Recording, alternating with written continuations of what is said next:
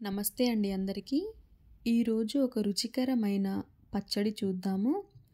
1/2 KG టొమాటోస్ని నీట్గా wash చేసుకొని పొడి క్లాత్తో తుడుచుకొని ఇలా చిన్న చిన్న ముక్కల్లాగా కట్ చేసుకొని పెట్టుకోవాలి. ఇప్పుడు స్టవ్ ఆన్ చేసి ఒక మందపు గిన్నె పెట్టుకొని కట్ చేసి పెట్టుకున్న ముక్కలన్నిటినీ కూడా వేసుకోవాలి.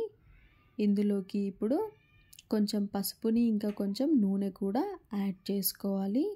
ముక్క కూడా మంచిగా మగ్గేంత వరకు ఒక 5 to 10 minutes అయితే బాగా కుక్ చేసుకోవాలి.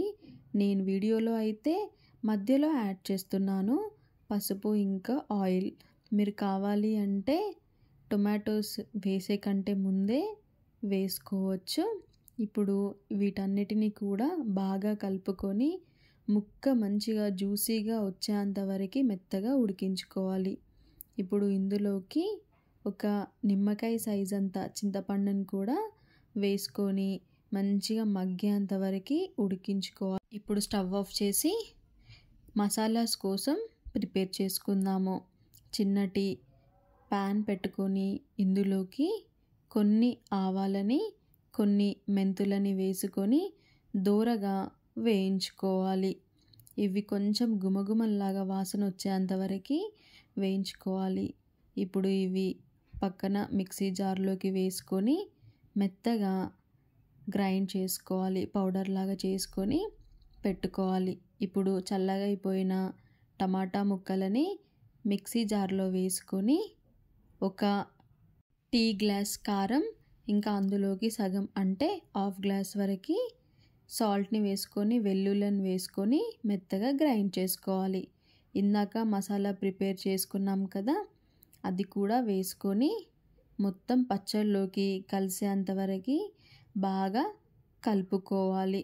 ఎక్కడ కూడా ఉప్పు ఎక్కువ కారం ఎక్కువగా ఉండకుండా మొత్తం కలిసేంత వరకు బాగా కలుపుకోవాలి. ఇప్పుడు దీన్ని పక్కన పెట్టి దీంట్లోకి తాలింపుని వేసుకుందాము.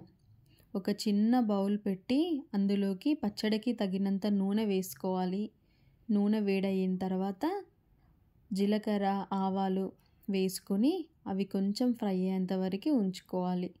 ఇప్పుడు ఇందులోకి తినాలి అనుకునే వాళ్ళు మినపగుండ్లని శనగపప్పుని కూడా వేసుకోవచ్చు.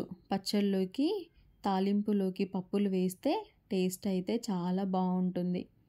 ఈ పప్పులన్నీ కూడా కొంచెం నూనెలో వేగేంత వరకు బాగా వేగించుకోవాలి.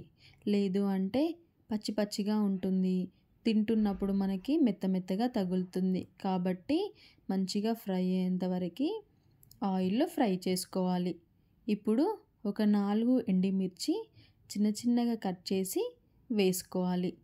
ఈ ఎండుమిర్చి కూడా నూనెలో బాగా వేగేంత వరకు వేయించుకోవాలి. బాగా వేగితేనే తింటున్నప్పుడు బుక్కకో ముద్ద పెట్టుకున్నా కూడా బాగుంటుంది. ఇప్పుడు ఇందులోకి ఒక చెంచాడు పసుపుని వేసుకోవాలి. అలాగే వెల్లుల్లిని కూడా దంచి వేసుకున్నా పర్లేదు, డైరెక్ట్గా వేసుకున్నా పర్లేదు. ఇప్పుడు ఇవన్నీ కూడా ఫ్రై అయ్యేంత వరకు ఒక 2 నుండి 3 నిమిషాల వరకు పసుపు స్మెల్ ఇంకా వెల్లుల్లి పచ్చి స్మెల్ పోయేంత వరకు బాగా వేగించుకోవాలి. ఈ ప్రాసెస్ మొత్తం కూడా లో ఫ్లేమ్లో పెట్టుకొని వేయించుకోవాలి. ఇప్పుడు స్టవ్ ఆఫ్ చేసి కొంచెం చల్లగా అయిన తర్వాత ఆయిల్ మనం ఇందాకే గ్రైండ్ చేసి పెట్టుకున్న చట్నీలోకి వేసుకొని బాగా కలుపుకోవాలి. వేడి వేడి అన్నంలోకి ఒక ముద్ద ఫస్ట్ ముద్ద పచ్చడి వేసుకొని తింటే టేస్ట్ అయితే చాలా బాగుంటుంది. మరి ఈ వీడియో నచ్చినట్లయితే లైక్ చేయండి, సబ్స్క్రైబ్ చేసుకోండి. ఉంటామల్లా.